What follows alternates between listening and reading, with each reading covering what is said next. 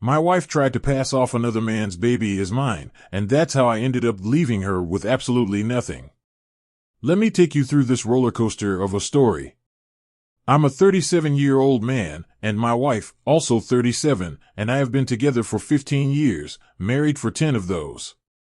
Back when we first started dating, children were always a huge part of our dream for the future. I grew up surrounded by siblings, most of them younger than me, so being great with kids came naturally. My wife, too, had always envisioned a bustling household filled with the laughter of 3 or 4 little ones. It felt like destiny, until reality set in. After we tied the knot, we wasted no time. 5 years of dating had convinced us we didn't need to hold back. We jumped straight into trying to conceive, believing that our future family was just around the corner. But fate had other plans. Month after month, year after year, nothing. The disappointment was crushing. When I say we tried everything, I mean everything, methods that didn't even make sense, but desperation has a way of making you throw logic out the window. You can't blame us for going all out.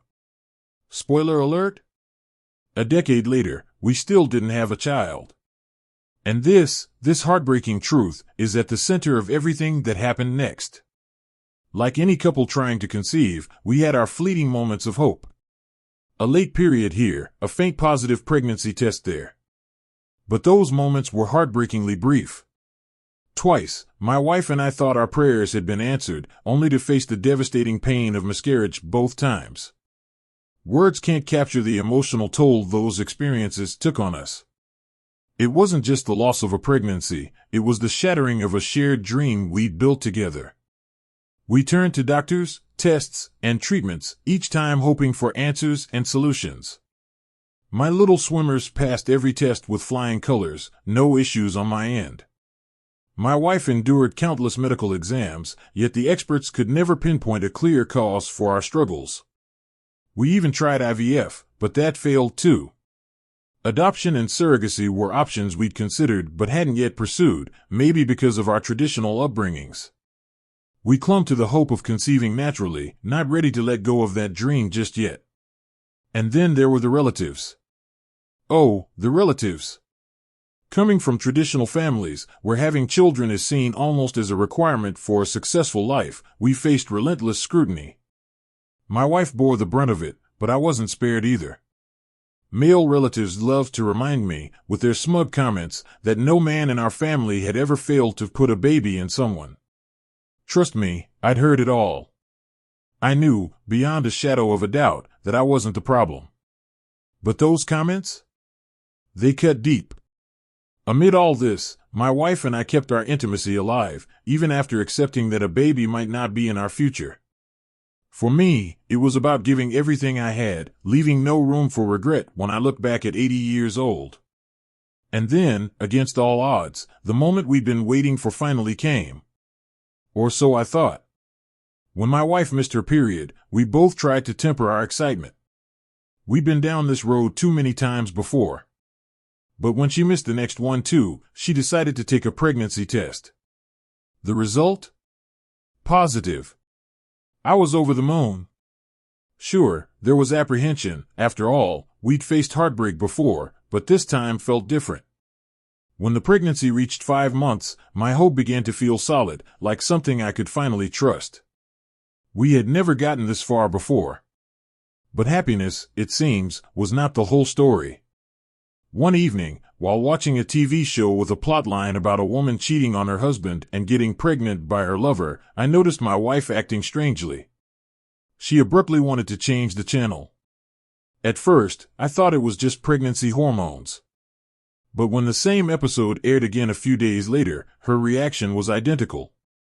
That's when suspicion began to creep in. Was this just a coincidence, or was there something more? A conversation with a friend planted an unsettling idea in my mind. What if her unease had less to do with pregnancy and more to do with guilt? The thought felt absurd, even cruel. But as much as I wanted to dismiss it, the pieces of the puzzle began to take shape in ways I couldn't ignore. What if this pregnancy wasn't what I thought it was? What if my joy, my long-awaited dream, was built on a lie? I've shared every detail I can think of because I'm desperate for clarity. Is this all in my head? Or is there something I'm too afraid to face? The truth is, I'm terrified of what I might discover if I dig deeper. After everything we've been through, could I even handle the truth? For now, I'm left here, wondering, and hoping against hope, that this isn't what it seems. It was like she was avoiding the guilty pleasure of watching her own life play out on a giant screen. Who needs reality TV when your living room becomes the epicenter of suspense and plot twists? Perhaps, just perhaps, she was safeguarding her newest masterpiece, a secret so intricate it demanded to stay under wraps. Cue the dramatic music. This isn't just life, it's a cliffhanger worthy of the big screen. But then came the update no one saw coming. Not the one anyone hoped for, least of all me. I'd absorbed so much advice from comments on my initial post, each suggestion carving a path to clarity. I had my plan, a solid one, or so I thought. Yet, in the heat of it all, my emotions consumed me, and everything unraveled. Considering the stakes, a child I've dreamt of for over a decade, can anyone truly fault me? I'd like to believe not. My initial strategy was simple: borrow her MacBook. The laptop would grant me the time and access I couldn't get with her phone. But before I could craft a convincing excuse, my emotional turmoil took over.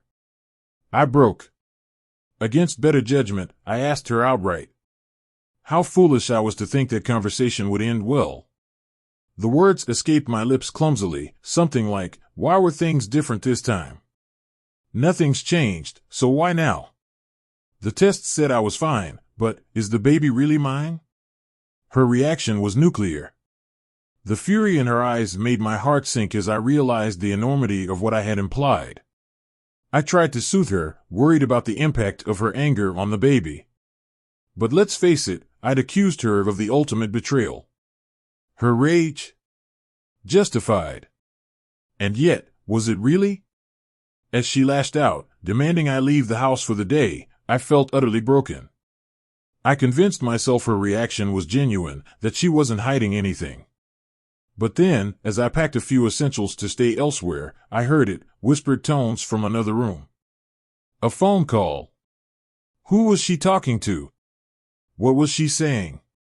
My paranoia roared back to life, but I forced it down. Was I imagining things? 2 days passed. I stayed away, wrestling with my thoughts, trying to let the storm within me subside. Writing this all out felt like my only escape, though I feared your insights might pull me deeper into overthinking. And then, the unthinkable, someone suggested her anger was all an act. A ploy, they said, to buy time. To move her lover into our home while I was gone. Absurd? Maybe. But the seed of doubt had been planted, and it was thriving. By the 4th day, I was allowed back home. Relief flooded me, but the awkwardness lingered like a heavy fog. Determined not to let my emotions spiral again, I went forward with the laptop plan. She handed it over without hesitation, no suspicion in her eyes. I dug through every corner, messages, social media, but found nothing. Except for one name, Ryan. They seemed to chat often, but there was nothing even remotely inappropriate. Yet, the sheer absence of anything raised its own alarm bells. Was it too clean? Could she have erased everything? I couldn't shake the feeling that the truth was slipping further away, just out of reach. And so, consumed by my need for certainty, I made another colossal mistake. I asked her to take a DNA test. I laid it all out in the living room, my emotions raw but my voice steady. I explained my fears, my need for reassurance. I told her about the test, a simple blood draw, nothing invasive. She listened silently, her expression unreadable, until I asked, "What do you think?" What happened next crushed me. Without a word, she stood, walked to our bedroom, and began packing. I pleaded, tried to explain, but she raised her hand, stopping me cold. And then, she was gone. Now, here I am, a week later, drowning in regret. She's staying with her sister, who's made no secret of her disdain for me. My wife sent a text saying she wants a divorce. I haven't responded. I can't. I've ruined everything, the future I longed for, the family I was on the brink of having. I'm terrified. What if the truth I desperately wanted wasn't what I expected? What if this suspicion, this insecurity, has destroyed something beautiful? The ache of uncertainty lingers, but so does a faint hope that this isn't the end. That somehow, against all odds, we can find a way back to each other. Would your wife truly seek a divorce unless she had someone lined up to take care of her and whoever's baby that might be? Update 4. I can't believe I'm back here posting again. It's been about a year since my last update, where I shared the story of finally conceiving with my wife after over a decade of trying. At that time, I accused her of infidelity. My overthinking had pushed us into a separation, based on subtle signs that I couldn't ignore. Now, I have a huge update, a conclusion, even, but I can hardly wrap my mind around how drastically things have flipped. Overthinking has its merits, but I can't pretend I'm thrilled about how this all turned out. Here it is. My wife and I stayed separated until the baby was born. That moment, finally holding my baby in my arms, was bittersweet. I was overjoyed, yet heartbroken, knowing custody battles loomed ahead, with divorce inevitable. I'd always dreamed of giving my child a united, loving family.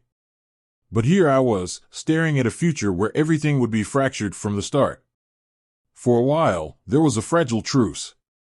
My wife allowed me to see my daughter whenever I wanted, and I cherished every second. She was perfect, beautiful beyond words. Holding her, I felt a joy unlike anything I'd ever experienced. Yet, the unspoken tension between my wife and me hovered like a dark cloud. And then, as if waiting for my guard to drop, she served me with divorce papers just before our daughter turned 1. I was blindsided. We hadn't discussed it. It was like she'd been waiting for the perfect moment to strike. The pain was indescribable. To know I'd have to fight for holidays, weekends, and mere fragments of time with the child I'd longed for so deeply, it crushed me. Things took a sharp turn after that. I'd been playing a passive role in parenting, largely because visiting my wife and daughter at her sister's house felt like walking into enemy territory. The hostility was suffocating, and while I felt I deserved it, it didn't make it any easier. Yet, I endured because my daughter mattered more than anything. One weekend, an unexpected opportunity arose. My wife needed to attend a wedding, and I offered to watch our daughter. She resisted at first, but with her sister also attending the event, it became the most convenient option. Reluctantly, she agreed. For the first time, I had my daughter with me for an extended period, alone. As I gazed at her, memories of my overthinking came flooding back, the paranoia that had driven a wedge between me and my wife. And then, a thought struck me like lightning. I could finally find out the truth. Was she really my daughter? I wrestled with the idea for an hour, my heart and mind locked in battle. Could I go through with a paternity test? Should I? In the end, I decided I needed to know. It was the only way to put my doubts to rest. We drove to the clinic. After the cheek swabs, they told me it would take a week to get the results, 7 agonizing days. Returning my daughter to her mother the next day was almost unbearable, knowing what I'd set in motion. That week felt endless. I called the clinic twice, desperate for an update. When the results finally came, I rushed to pick them up. My hands trembled as I read the paper, negative. I wasn't the father. The world seemed to stop. I stood there, staring at the words, unable to process the tidal wave of emotions crashing over me. Relief? Betrayal? Anguish? It was all tangled together. I had been right to suspect. But that didn't make the truth any easier to bear. The girl I had loved, cherished, and dreamed about wasn't mine. The child I had longed for wasn't mine. I went home, shut the door, and let the pain consume me. Tears flowed freely as I drowned my sorrow in drink. Days blurred together. My mind spiraled into dark places, replaying every moment of betrayal, every lie. I hated her for what she had done, for gaslighting me, for making me doubt myself, and for robbing me of the joy I thought was mine. When I finally emerged from the haze, I contacted a divorce lawyer. It was time to fight back. At the hearing, my lawyer requested a court-ordered paternity test. The moment my wife heard the words, her face froze. I'll never forget that look. It was as if her entire world had just collapsed. And when my lawyer hinted that I might have already done an unofficial test, her glare could have pierced steel. The court-ordered test confirmed the truth. I wasn't the father. The fallout was immense. Her lies, the gaslighting, the charade, it all unraveled in the courtroom. The judge was sympathetic to my plight, ruling that I had no legal or financial responsibility for the child. My wife left the proceedings with nothing, no house, no car, no support. As for the little girl, she wasn't even 2 years old by the time it all ended. Letting her go was the hardest decision of my life. She wasn't to blame for any of this, yet she bore the weight of it all. Even now, the thought of her breaks my heart. This